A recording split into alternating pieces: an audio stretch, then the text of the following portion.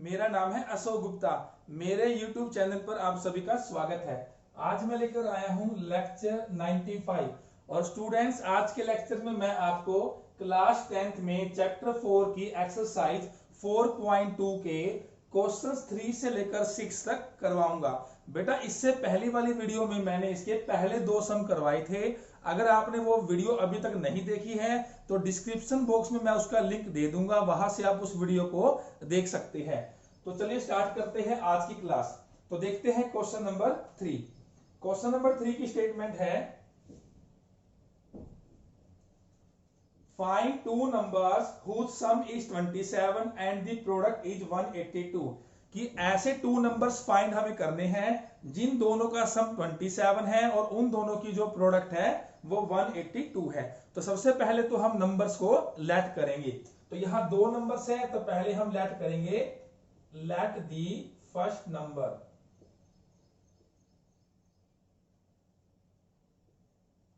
तो इसे हम मान लेते हैं x। So the second number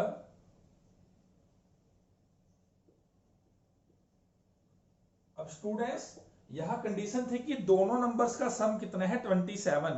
तो 27 में से पहला नंबर हमने x मान लिया, यानी कि 27 में से x चला गया तो दूसरा नंबर क्या बचेगा 27 माइनस x। ठीक है, फर्स्ट नंबर हमने x माना, दोनों का सम 27 था, तो दूसरा नंबर क्या बचा 27 माइनस x। अगर आप इन दोनों नंबर्स को ऐड करोगे तो 27 ही आएगा। अगर हम इन दोनों को ऐड करें x प्लस 27 माइनस x तो 27 ही आएगा।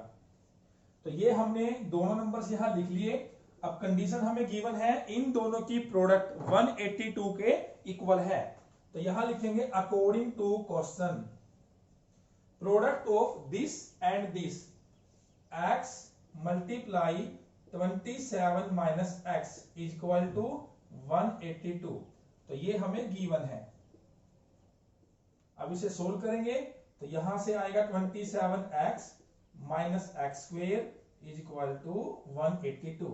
तो स्टूडेंट्स आप सभी को पता है क्वाड्रेटिक इक्वेशन में सबसे पहले टर्म्स आएगी एक्स स्क्वेयर वाली, फिर आएगी एक्स वाली और फिर आएगी कांस्टेंट टर्म। तो देखिए पहले एक्स स्क्वेयर वाली टर्म इसे पहले लिखेंगे माइनस एक्स स्क्वेयर, 27x इसे बाद में लिखेंगे। अब देखिए जो ये 182 है इसको लेफ्ट में लेकर आएंगे तो ये माइनस का हो जाएगा, इक्वल में क्या बचा 0। तो ये हमारे पास बन गए क्वाड्रेटिक इक्वेशन।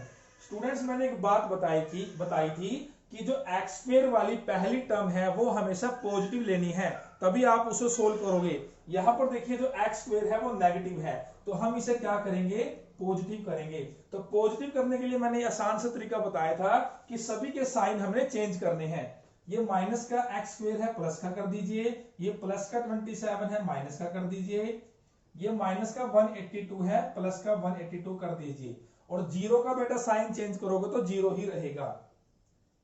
ठीक है स्टूडेंट्स, तो ये बात आप आगे हमेशा ध्यान रखोगे कि एक्स स्क्वायर हमेशा पॉजिटिव होना चाहिए। अगर वो नेगेटिव आ जाए तो सभी के हम साइन चेंज कर देंगे। या फिर बेटा आप ऐसा भी कर सकते थे, आप इस स्टेप के बाद देखिए, ठीक है, जैसे हम 182 को लेफ्ट में लेकर आए, आप चाहो तो इन दोनों को राइट में लेकर जाओ, क्योंकि मेन हमें क्या चाहिए एक्स स्क्वायर पॉजिटिव चाहिए। देखिए अगर मैं इन दोनों को राइट में लेकर जाऊं तो ये माइनस का एक्स स्क्वायर है प्लस का हो जाएगा, ये प्लस का 27x है माइनस का हो जाएगा, और ये राइट में था तो ये सेम रहेगा।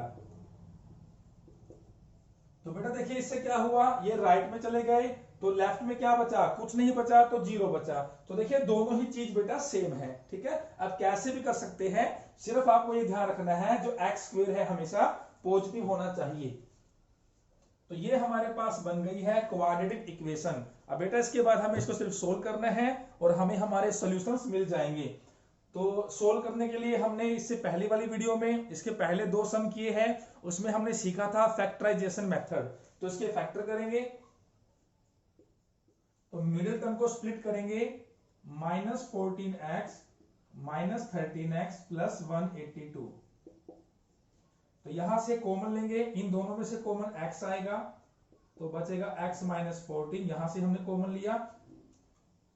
इन दोनों में से 13 कॉमन लेंगे, -13, जो टर्म यहां होगी वही यहां होगी, तो यहां क्या बचेगा, x - 14 इज इक्वल टू 0। तो हमारे फैक्टर्स बने x - 14, x - 13।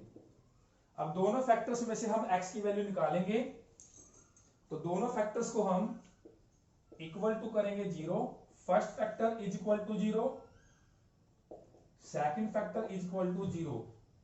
तो यहां से x की वैल्यू आएगी 14 + 14 और यहां से आएगी +13। तो बेटा यहां पर हमारे पास x की 2 वैल्यू जो आई है दोनों ही पॉजिटिव आई है, ठीक है। हमने इन दोनों वैल्यूज को यहां पर कंसीडर करना है। तो देखिए हमें यहां बतानी है वो नंबर्स क्या है जो हमने यहां पर लेट किए हैं, फाइंड 2 नंबर्स, ये हमारी स्टेटमेंट है। तो बेटा देखिए हमें पता है कि दोनों नंबर्स का जो सम है वो 27 है, 27 है। तो बेटा पहले हम कंसीडर करते हैं 14 को। अगर पहला नंबर 14 है तो बेटा दूसरा नंबर क्या होगा, 27 में से 14 गया तो दूसरा नंबर क्या होगा, 13 होगा। और अगर मैं इसको छोड़ दूं, इसे कंसीडर करूं, तो अगर मैं पहले नंबर को 13 मान के चलूं तो दूसरा नंबर क्या होगा, 27 - 13 14। तो मतलब क्या है, हमारा आंसर क्या होगा, हमारा फाइनली आंसर ये होगा कि जो ये नंबर्स है वो क्या है, 13 14, या फिर आप ये कह सकते हैं 14 13, ठीक है। तो यहां लिखेंगे first number, so first number, अगर हम 14 लेकर चले तो फर्स्ट नंबर है 14 and second number equal to 13। या फिर दूसरा हम ऐसे लिख सकते हैं, फर्स्ट नंबर, अब की बार हम लेके चलेंगे 13, अगर पहला नंबर 13 है and second number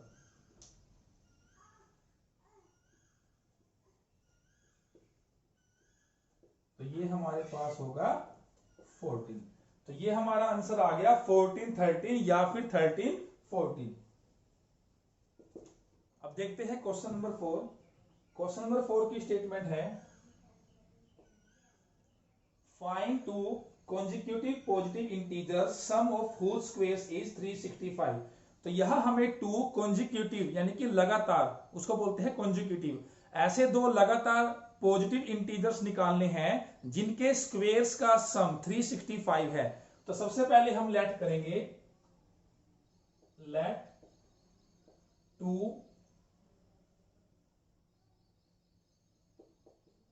consecutive positive integers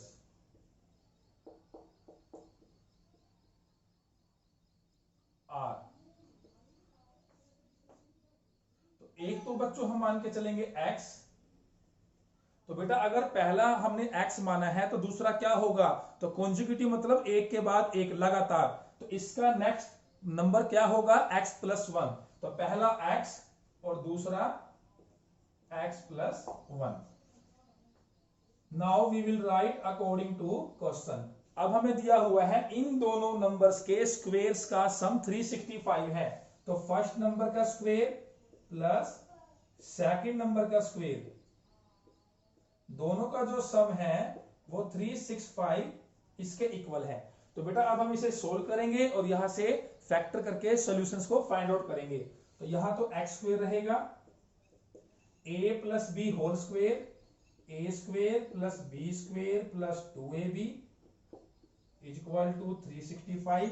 तो x स्क्वेयर + x स्क्वेयर इनको ऐड किया तो हो गया 2x स्क्वेयर + 1 + 2x, इसको लेफ्ट में लेकर आएंगे। अब स्टूडेंट्स देखिए पहले आएगा यहां पर 2x स्क्वेयर, फिर हम लिखेंगे यहां पर 2x और यहां पर प्लस का 1 -365, तो ये बचेगा -364। तो ये हमारे पास बन गई क्वाड्रेटिक इक्वेशन। बेटा हम इस इक्वेशन को थोड़ा और छोटा कर सकते हैं, हम इसको दोनों तरफ 2 से डिवाइड कर देते हैं, dividing by 2 on both sides. क्योंकि बेटा देखिए यहां भी 2 है, ये भी 2 से डिवाइड होगा, यहां भी 2 है, ये भी 2 से डिवाइड हो रहा है, 364 भी 2 से डिवाइड हो रहा है, और बेटा 0 तो सभी से डिवाइड हो जाता है, ठीक है। तो जब सभी को 2 से डिवाइड करेंगे तो क्या होगा, तो यहां बचेगा x स्क्वेयर 2x को 2 से डिवाइड करेंगे तो क्या बचेगा x, 364 को 2 से डिवाइड करेंगे 182, 0 को 2 से डिवाइड करेंगे 0। तो ये हमारे पास बन गई क्वाड्रेटिक इक्वेशन। अब हम इसको क्या करेंगे, फैक्टराइज, इसके मिडिल टर्म को स्प्लिट करेंगे। तो फैक्टर इसके बनेंगे प्लस 14x माइनस 13x। हमने मिडिल टर्म को स्प्लिट कर लिया, तो यहां से x कॉमन, तो यहां बचा x प्लस 14, इन दोनों में से माइनस 13 कॉमन आएगा, यहां बचेगा x प्लस 14। तो हमारे पास फैक्टर बने x प्लस 14 x माइनस 13। अब बेटा इन दोनों फैक्टर्स में से हम x की वैल्यूज को निकाल लेते हैं। दोनों फैक्टर्स को इक्वल टू करेंगे 0। First factor is equal to 0, second factor is equal to 0। तो यहां से हमें x की वैल्यू मिलेगी माइनस 14 और यहां से हमें मिलेगी x की वैल्यू प्लस 13। अब बेटा यहां ऑब्जर्व कीजिए, हमारे पास जो ये दो सॉल्यूशंस आए हैं जिसको हम बोलते हैं क्वाड्रेटिक इक्वेशन के रूट्स, एक नेगेटिव आया है एक पॉजिटिव आया है। बेटा वैसे तो हम दोनों कंसीडर करते हैं, लेकिन यहां पर बात हुई है पॉजिटिव इंटीजर यानी कि पॉजिटिव नंबर के बारे में। तो बेटा नेगेटिव नंबर हम यहां नहीं ले सकते, हम सिर्फ पॉजिटिव इंटीजर को यानी कि पॉजिटिव नंबर को ही कंसीडर करेंगे। तो x इक्वल टू माइनस 14, इसको हम क्या करेंगे, रिजेक्ट करेंगे। ठीक है, सो x इक्वल टू 13। तो बेटा हमें यहां क्या बताना था, 2 कॉन्जिक्यूटिव पॉजिटिव इंटीजर्स। तो यहां हम लिखेंगे सो 2 कॉन्जिक्यूटिव पॉजिटिव इंटीजर्स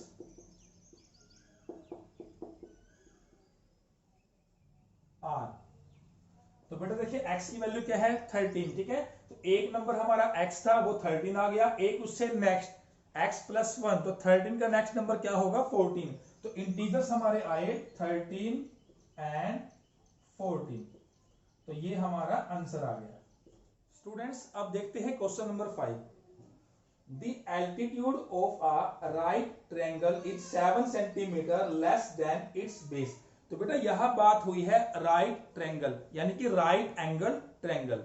तो बेटा राइट एंगल ट्रायंगल आप सभी को पता है ऐसी ट्रायंगल जिसमें एक एंगल, कोई भी एक एंगल 90 डिग्री का हो। तो यहां पर हमने एक राइट एंगल ट्रायंगल ड्रॉ कर ली है ABC।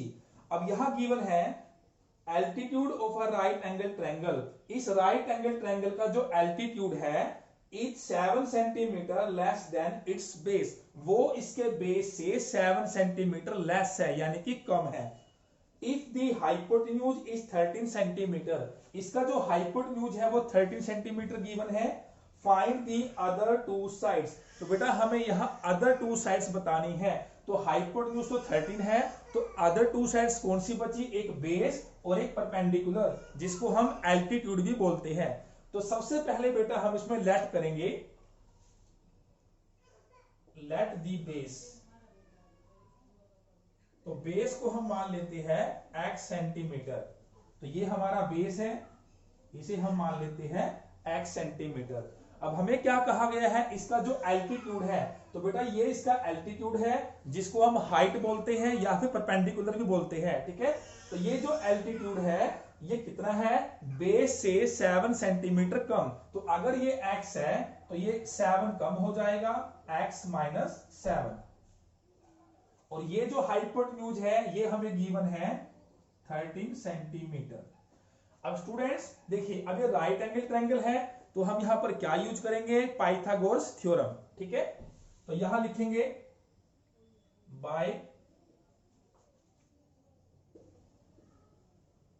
Pythagoras theorem.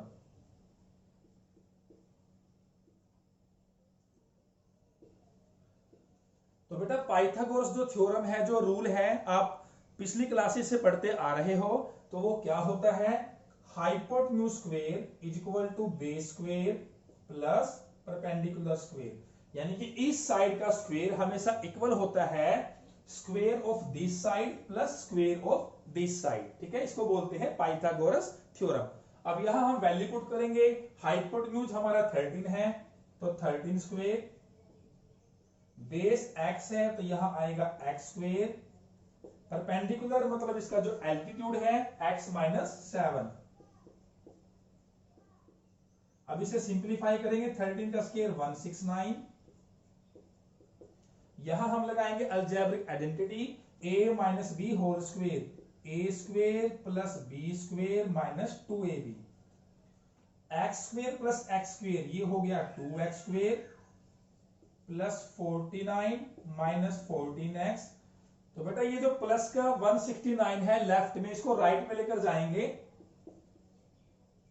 तो जब इसको हम राइट में लेकर जाएंगे तो यहां क्या बचेगा, 0 बचेगा, यानी एक साइड 0 हो जाएगी। ठीक है, तो वो 0 हम यहां भी लिख सकते हैं, उसे कोई फर्क नहीं पड़ता कि 0 हम यहां लिखे या फिर यहां लिखे।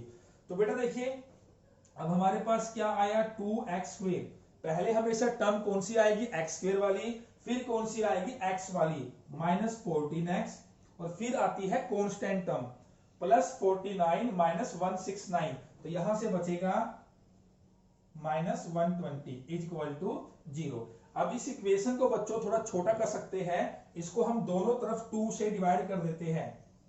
तो दोनों तरफ जब 2 से डिवाइड करेंगे तो हमें मिलेगा x square minus 7x minus 60 is equal to 0। तो फाइनली हमारे पास बन गई है क्वाड्रेटिक इक्वेशन। अब हम इसे सोल्व करेंगे, तो बाकी मैं रब कर देता हूं। तो x square minus 7x minus 60 is equal to 0।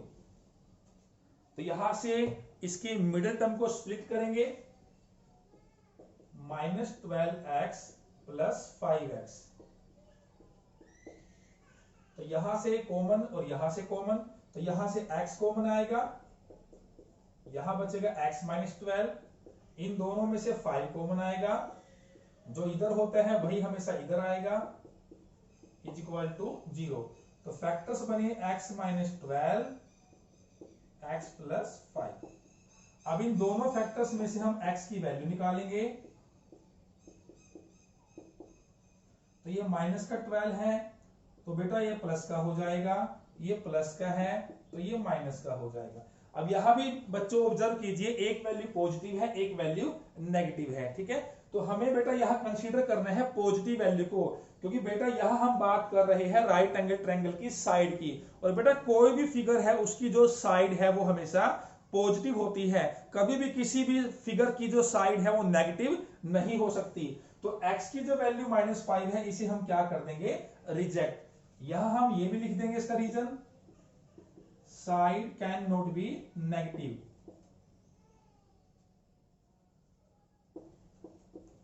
B negative.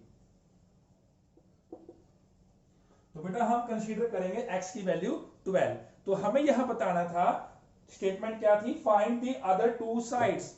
इसकी जो ये अदर टू साइड्स थी, क्योंकि बेटा हमें यह हाइपोटेन्यूज तो पहले से ही पता था 13, तो हमें ये दो साइड्स निकालनी है, एक बेस और एक एल्टीट्यूड। तो देखिए बेस हमने x माना, ठीक है, और x की वैल्यू क्या आई 12, तो यानी जो बेस है वो तो क्या है 12 सेंटीमीटर, और जो एल्टीट्यूड था वो बेस से 7 सेंटीमीटर कम था। तो अगर ये 12 है तो इसमें से हम 7 कम कर देंगे तो क्या बचेगा 5 सेंटीमीटर। तो यहां लिखेंगे, so other two sides are 12 centimetre and 12 में से 7 चला गया तो क्या बचा 5 सेंटीमीटर। तो हमारे जो फाइनली आंसर आए वो क्या आए, 12 सेंटीमीटर एंड 5 सेंटीमीटर। स्टूडेंट्स अब देखेंगे इसका लास्ट क्वेश्चन, क्वेश्चन नंबर 6। तो यहां स्टेटमेंट है, a cottage industry produces a certain number of poultry articles in a day. एक कॉटेज इंडस्ट्री है, तो बेटा कॉटेज इंडस्ट्री का मतलब होता है स्मॉल बिजनेस, जो छोटे छोटे बिजनेस होते हैं जहां पर कोई सामान बनता है। तो वहां पर क्या है, एक दिन में, किसी भी एक दिन में पोल्ट्री आर्टिकल्स प्रोड्यूस होते हैं, यानी कि बनते हैं। बेटा पोल्ट्री आर्टिकल्स मतलब जो मिट्टी के बर्तन होते हैं। It was observe on a particular day, कि किसी पर्टिकुलर डे ये ऑब्जर्व किया गया, the cost of production of each article in rupees was 3 more than twice the number of articles produced on that day। तो बेटा देखिए, जब भी किसी भी बिजनेस में या किसी भी इंडस्ट्री में कोई भी सामान बनेगा, चाहे वो मिट्टी के बर्तन है या कोई दूसरा सामान है, तो उसको बनाने में उसकी एक कॉस्ट आएगी जिसको हम बोलते हैं प्रोडक्शन कॉस्ट। तो वो हमें कहा गया है कि ऑब्जर्व किया गया है कि जो प्रोडक्शन कॉस्ट है ऑफ ईच आर्टिकल वो कितनी है, 3 more than twice the number of articles produced on that day। यानी उस पर्टिकुलर डे पर जितने भी पोल्ट्री आर्टिकल्स बनाए गए हैं उनके ट्वाइस से 3 more, 3 ज्यादा, वो उसकी कॉस्ट है। If the total cost of the production on that day was ₹90, तो उस पर्टिकुलर डे पर जो टोटल प्रोडक्शन कॉस्ट है वो ₹90 थी। Find the number of articles produced and the cost of each article. तो यहां हमें बताना है कि उस पर्टिकुलर डे पर कितने आर्टिकल्स को प्रोड्यूस किया गया, और दूसरा हमें बताना है कॉस्ट ऑफ ईच आर्टिकल, कि हर आर्टिकल को बनाने में प्रोडक्शन कॉस्ट कितनी थी। तो स्टूडेंट्स, ऐसा बिल्कुल सेम क्वेश्चन इसी एक्सरसाइज में क्वेश्चन नंबर 2 में आया था। ठीक है, अब ध्यान से देखना, क्वेश्चन नंबर 2 में क्या था, एग्जाम्पल 1 हमने डिस्कस किया था। तो एग्जाम्पल 1 में 2 पार्ट थे, उसका जो दूसरा पार्ट था बिल्कुल बेटा इसी जैसा था, सिर्फ स्टेटमेंट अलग है, बाकी सब कुछ सेम है। तो सबसे पहले देखिए, हम यहां मानेंगे बेटा, हमें यहां जो भी दो चीजें निकालनी है, ठीक है। एक तो हमें क्या निकालना है, number of articles produce in a day. तो पहले हम इसे लेट कर लेते हैं, let the number of articles produced in a day, इसे हम मान लेते हैं x। और दूसरी यहां बात हुई है कॉस्ट ऑफ, यानी कि जो कॉस्ट है किसकी, ईच आर्टिकल, हर आर्टिकल की प्रोडक्शन की, ठीक है। तो उसको हम मान लेते हैं, देखिए यहां लिखेंगे cost of production of each article. तो बेटा ये तो हमने माने नंबर ऑफ आर्टिकल्स, कितने आर्टिकल्स बने, ये तो हमने x माने। अब बात करेंगे cost of production of each article. तो यहां गिवन था जितने उस दिन आर्टिकल बने उसके ट्वाइस से 3 मोर, यानी x का ट्वाइस, x का डबल 2x, 3 मोर, 3 ज्यादा, तो 2x प्लस 3। तो ये है हमारे पास ईच आर्टिकल की कॉस्ट। अब हम देखते हैं according to question.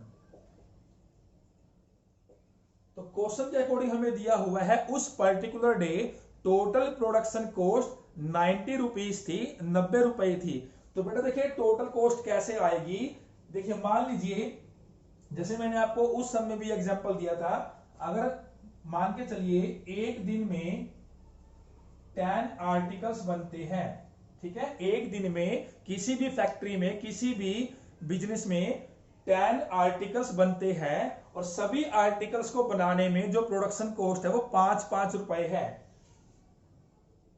Cost of each article वो 5-5 रुपए है। तो बेटा टोटल प्रोडक्शन कॉस्ट कितनी आएगी, 10 5 जा 50, क्योंकि टोटल 10 है और 5-5 रुपए सब पर कॉस्ट आ रही है। तो टोटल 10 आर्टिकल्स को बनाने में कॉस्ट कितनी आई, 50, यानी इन दोनों को मल्टीप्लाई करेंगे तो टोटल प्रोडक्शन कॉस्ट आ जाएगी। ठीक है, सेम हम यहां करेंगे, इन दोनों को मल्टीप्लाई करेंगे तो इससे हमारे पास टोटल कॉस्ट आ जाएगी जो हमें 90 के इक्वल गिवन है। According to question x multiply 2x plus 3 is equal to 90, यहां लिखेंगे गिवन। तो इसे सोल्व करेंगे, 2x square plus 3x is equal to 90, 90 को लेफ्ट में लेकर आएंगे,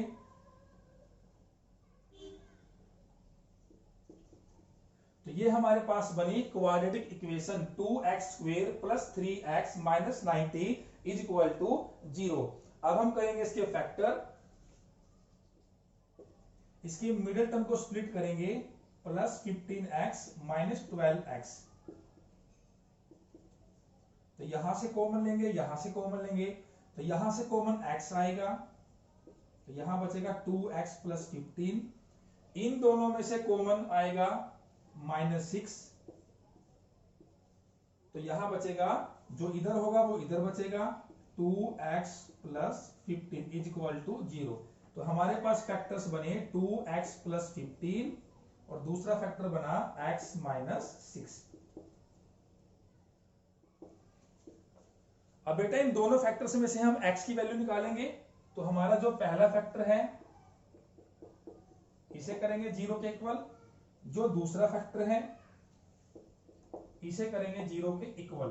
तो यहां से हम सोल्व करेंगे, ये प्लस का 15 है, राइट में जाकर माइनस का हो जाएगा, ये मल्टीप्लाई में है, डिवाइड में आएगा। तो यहां से x की वैल्यू आई -15/2 और यहां से x की वैल्यू आएगी +6। अब बेटा देखिए ये नेगेटिव है, ये पॉजिटिव है, तो बेटा देखिए हमें क्या निकालना है, नंबर ऑफ आर्टिकल, जिसे हमने x माना है, क्योंकि अभी हमारे पास x की वैल्यू आई है। तो बेटा नंबर ऑफ आर्टिकल्स कभी नेगेटिव तो नहीं हो सकते, ठीक है, तो इसे तो हम क्या करेंगे, रिजेक्ट। तो हम x = 6 को कंसीडर करेंगे। सो x = 6। तो बेटा x की वैल्यू हमारे पास आ गई है। तो अब हमें यहां दो बातें बतानी है जो हमसे पूछी गई थी। एक तो उस दिन कितने आर्टिकल्स बने और एक दूसरा ईच आर्टिकल की प्रोडक्शन कॉस्ट कितनी है। तो यहां हम लिखेंगे so the number of articles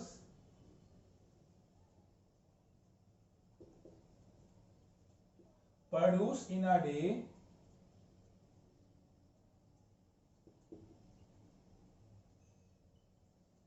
तो ये हमने x माना था, x की वैल्यू 6 एंड और दूसरा cost of production of each article, production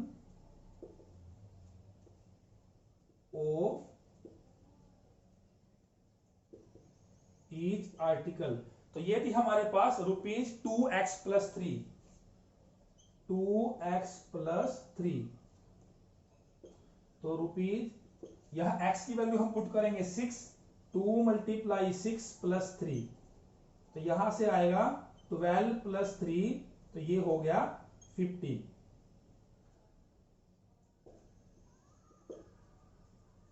तो बेटा यही हमने दो बातें यहां बतानी थी। नंबर ऑफ आर्टिकल्स ये हमारे पास क्या आया 6, और दूसरा हमने बताना था cost of production of each article, तो ये हमारे पास आया ₹15। तो ये हमारे आंसर आ गए। तो स्टूडेंट्स ये थी एक्सरसाइज 4.2। तो आज हमने इसके लास्ट के 4 क्वेश्चंस 3 से लेकर 6 तक कवर किए हैं। आई होप बेटा आपको ये सभी क्वेश्चन अच्छी तरह समझ आ गए होंगे। तो बेटा आज की वीडियो अच्छी लगी है तो इस वीडियो को लाइक करें और ज्यादा से ज्यादा शेयर करें। और बेटा अगर आपने अभी तक मेरे चैनल को सब्सक्राइब नहीं किया है तो इसे सब्सक्राइब भी कर दे। और बेटा आपको वीडियो कैसी लगी है मुझे कमेंट करके भी जरूर बताइए। इसके बाद हम मिलेंगे नेक्स्ट क्लास में। Thank you.